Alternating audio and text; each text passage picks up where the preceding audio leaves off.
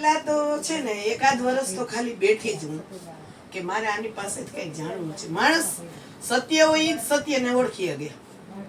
સંત ઓળખે, સંત ને દુર્જન શું ઓળખે? એટલે કે જાતિપાતિ પૂછવું નથી આપણે, કારણ કે હું તો જન્મથી જ જાતિને નથી માનતી.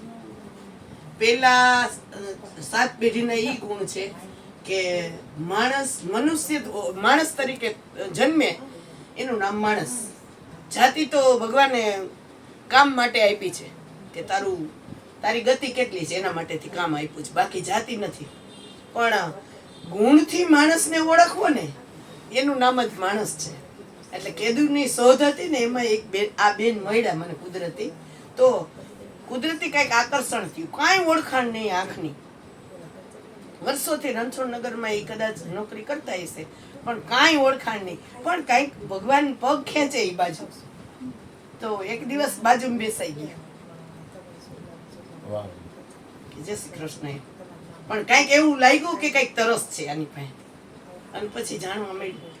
એટલે ધીમે ધીમે પહેલા તો આપણે સત્સંગ જ સાંભળ્યો મંજુબેનનો, બાકી સત્યને જાણવામાં ભાવ પ્રેમ ઘણા વર્ષથી કર્યું. કારણ કે હું છું ને 30 વર્ષથી તો 35 વર્ષથી સ્વાધ્યાયમાં જાઉં છું. પાંડુરંગ શાસ્ત્રી ભાવ પ્રેમ માયનો ખૂબ, કૃતિ ભક્તિ કરી, બધું જ કર્યું. પણ હજી તો કંઈક અંતરની ખોજ ખૂટતી હતી, અંતરની ખોજ કંઈક ખૂટતી હતી.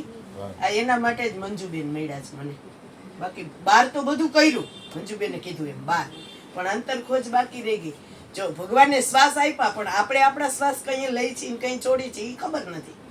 પાનભાઈએ કીધું ને કે 21,600 શ્વાસ, પણ આપણને નથી ખબર આપણે 21,600 કેવી રીતે લઈ લઈ છીએ. બસ એની ખોજ માટે મને મંજુબેન મળ્યા અને મેં અંતરથી ગુરુ મળ્યા.